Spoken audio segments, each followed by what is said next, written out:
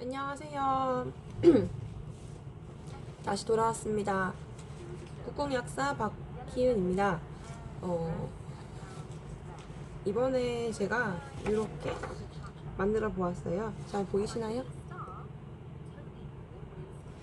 오늘은 그렇게 어려운 거 할 건 아니고요.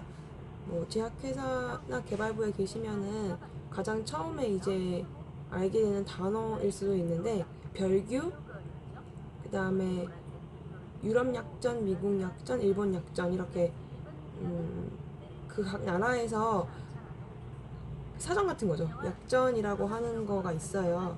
근데 이제 맨 처음에 우리도 이제 단어 사전 같은 걸 생각을 해보면은 처음부터 사전에 올라가는 게 아니잖아요.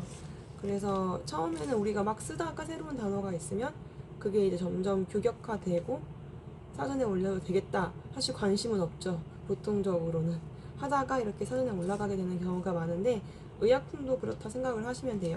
근데 이제 새로운 물질이나 API가 나오면은, 아니면 부영제든 첨가제든 이렇게 나오면은 그거를 이제 우리는 각각의 규격에 따라서 정의하고, 이거를 이러이러한 근거가 있기 때문에 이 정도까지 실험해서 사용한다라고 별도의 규격을 정하거든요.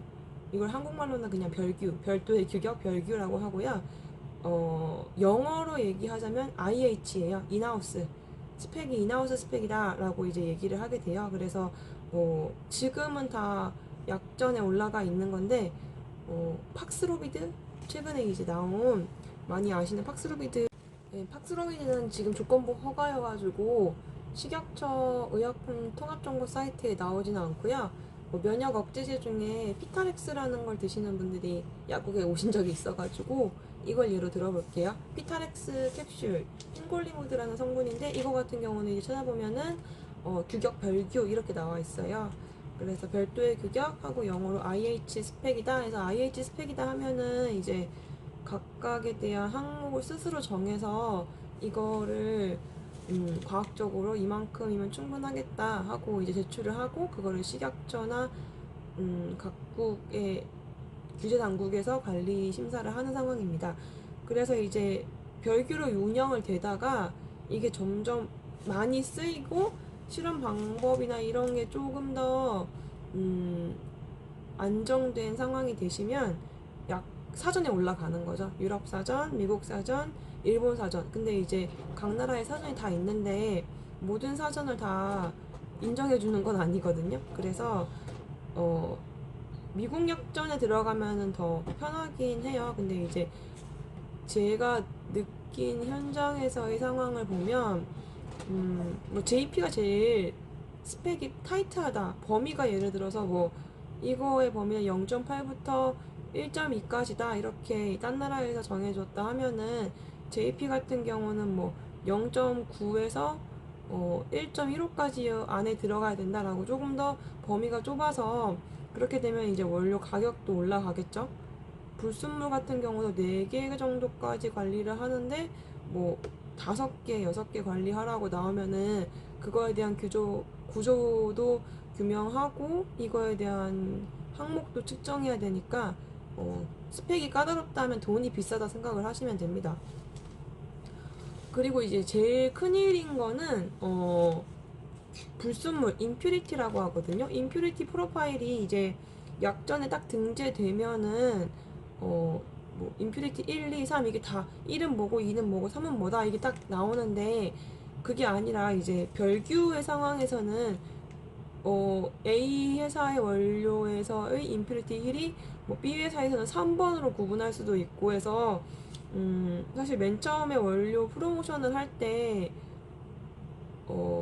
원료 샘플하고 이에 따른 이제 임퓨리티에 대한 것도 어느 정도 제공이 가능한지, 제공이 불가능하면은 어느 정도까지 무료의 수량은 어느 정도이고 유상으로는 얼마인지 이런 거를 다 정보를 얻어서 제공을 해야 되거든요. 근데 이제 저도 이제 화학과는 아니었고 약대이긴 했는데, 화학과라도 다 잘 알 것 같진 않은데, 처음에 그게 이게 이거고 저게 저거구나 이거를 확실히 아는 게 좀 쉽지 않았습니다. 쉽지 않았던 기억이 납니다. 그래서 이제 EP, USP, JP 이렇게 세 가지를 많이 우리나라에서는 좀 신경을 쓰고, 뭐 어떤 회사에서는 EP랑 USP에 둘 다 올라간 상황이다 하면은 USP 걸 달라 이러시는 분들이 좀 많았어요. 근데 우리나라는 좀 특이했던 상황이 한 원료에 대해서 규격을 EP면 EP 딱, USP면 USP 딱 따라야 되는 상황이거든요. 이제 예외가 있으면 안 되는데 외국은 또 그렇지가 않더라고요. USP를 베이스로 했지만 자기네 거가 특별하게 한 게 더 들어갈 수도 있고 USP랑 EP가 짬뽕으로 섞여 있는 경우도 있고 해서 유연한 상황이었던 것 같은데 한국은 그렇지 않았던 게 하나의 팁이자면 팁입니다. 그래서 외국 애들한테 설명할 때도 한국은 1번부터 10번까지가 딱 EP에 맞게 되지 않으면 EP를 할 수 없고 너네가 EP 베이스이고 하더라도 11번이나 12번이 추가가 된다 하면은 다 별개로 들어간다 이걸 알고 있어라 이렇게 설명을 했던 기억이 들어요. 그게 이제 규격 관련된 내용이고요. 다음은 이제 간단하게 약가 관련된 얘기를 좀 할까 해요. 어, 개발부에서 제품을 이제 허가를 받고 나서 곧장 신청하는 게 약가죠.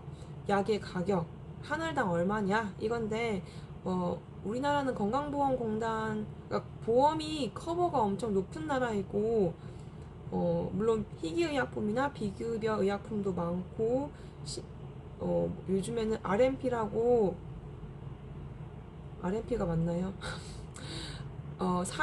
사용량 연동 제도 같은 것도 있어요. 왜냐면 무작정 나라에 그런 국민연금을 다 쓸 수가 없잖아요. 사실 국민연금이란 개념을 생각해 보면은 버는 만큼 거기에서 건강보험료를 내는 거잖아요. 건강보험료가 이제 대출도 영향을 주고 하는데 그 낸 돈이 만약 있으면은 그거를 내가 병원 갔을 때 진료비에서 건강보험에서 커버하는 거 미리 낸 돈에서 얼마만큼 커버하고 나머지 이제 비율에 따라 돈을 내가 내고 약 가격 같은 경우도 뭐 항생제랑 애들 시럽 같은 것도 뭐 항생제, 시럽, 가루약 섞어가지고 총 10,000원 나왔어. 10,000원 나왔는데 내가 낸 보험료가 있었기 때문에 뭐 8,000원이나 9,000원 커버해주고 그러니까 해준 공짜가 아니라 이제 미리 낸 세금에서 의한 거죠.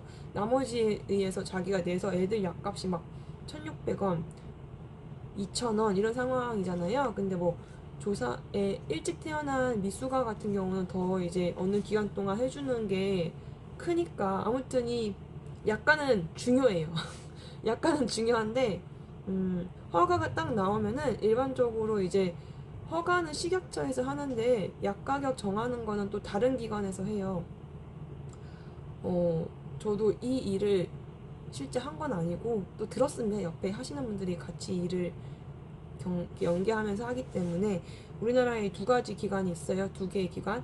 국민보험공단이라고 하는 기관이 있고 심사평가원에서 심평원이라고 하는 기관이 있어요.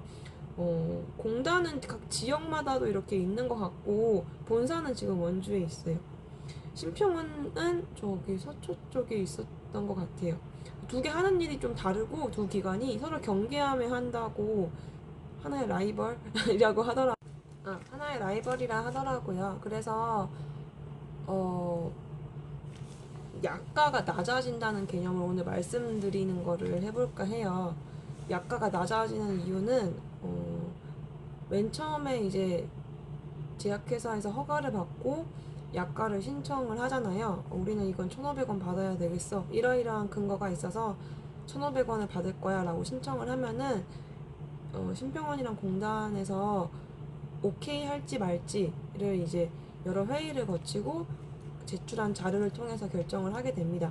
뭐 이거는 다른 대체할 약물이 없고 대체할 약물에 있다 하더라도 그들이 일으키는 효능 효과의 경제적 가격보다 훨씬 낮다. 이래서 국민 건강에 도움이 얼만큼 된다. 이런 걸 다 숫자로 해야 되는 거죠. 그러니까 정말 어느 정도 사회적 비용을 숫자로 이제 반환하는 쉽지 않은 보고서 작성임을 제가 옆에서 좀 봤는데요. 처음에 신약 같은 경우는 더더욱 그러합니다. 신약 같은 경우는 이제 A7 국가라고 이제 한국 말고 타국가에서 영국, 프랑스, 이탈리아, 미국, 일본 뭐 이렇게 해서 그 나라에서 약가를 이제 제출을 하면서 약가를 이제 찾아야 되겠죠. 그러면 그 나라에서 거기에 비례해서 한국은 이렇게까지 받았으면 좋겠다. 한국의 특성을 고려해서 했을 때 그래도 나라에서는 비싸다고 할 수 있어서 협상을 계속 하는 거예요. 그래서 협상을 해가지고 협상이 되면은 이제 약가가 나오는데 이제 그 해외 이제 외국 제약회사들이 협상하는 과정에서 이거 뭐냐 한국은 왜 이렇게 항상 최저가 약가이긴 하거든요. 그래서 최저가로 맨날 책정하냐 우리 못 해먹겠다 그러면 이제 막 비급여로 이제 나가는 것들도 있고 그러합니다. 그래서 이제 많이들 알고 계시고 많이 드시는 리피토라는 약을 한번 들어볼까 해요. 리피토는 아토르바스타틴 트리하이드레이트 가지고 이제 고지혈증 약이죠. 고지혈증뿐만 아니라 심혈관계 위험성도 감소시키고 LDL이나 TG나 HD에 관련해서도 이제 좋은 양상을 보이기 때문에 사실 많이 드셔요. 한 40대만 50대 넘어가셔도 많이 드시는 상황인 것 같아요. 리피토는 10, 20, 40, 80 이렇게 네 가지 용량으로 국내에 출시되었어요. 그래가지고 이제 그 히라라고 하는 사이트 있거든요. 히라 치면 돼요. HIRA. 히라 치고 거기 들어가서 이제 의료 정보 탭 누르고 의약품 통합 정보 탭 누르고 그다음 급여 이력 정보를 눌러서 허가 신청함과 동시에 있었던 그들의 약가 결과부터 지금까지의 상황을 모두 확인할 수가 있어요. 그래서 제가 리피토를 쭉 해가지고 뽑아보니까 1999년 12월 1일부터 이제 1295원 10ml짜리가 약가가 적용 개시가 되었더라고요. 아까 뽑아온 자료 두 번째예요. 엄청 역사가 긴 만큼 1999년부터 지금까지 이제 우리나라에 계속 있는 약이니까 변동도 많았습니다. 뭐 1295원이었다가 1290원 되었다가 59원 되었다가 뭐 41원 되었다가 아주 조금씩 줄어드는 거죠. 이게 뭐 줄어드는 이유가 제네릭이 들어왔을 때 한 번에 팍 깎이는 게 있어요. 그리고 이제 우리나라의 약가 규정도 계속 바뀌거든요.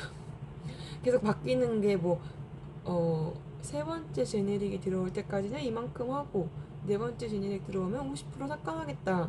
뭐 이런 것도 있고 요즘에는 또 제네릭이 너무 많아지니까 제네릭의 약가에 대해서도 20번째까지는 이 정도 해주고 21번째부터 또 팍팍 깎아버리겠다. 계속 머리를 쓰시고 계십니다. 그래도 제약회사는 계속 어떻게든 할 것 같아요. 그래서 이제 1999년 12월 1일날 1295원이었던 리피토 10mg은 2022년 1월 1일자에는 상한가 최고로 받을 수 있는 가격이 642원으로 진짜 반값이 되었어요. 900 얼마였던 시절도 있었거든요. 2008년부터 2010년까지.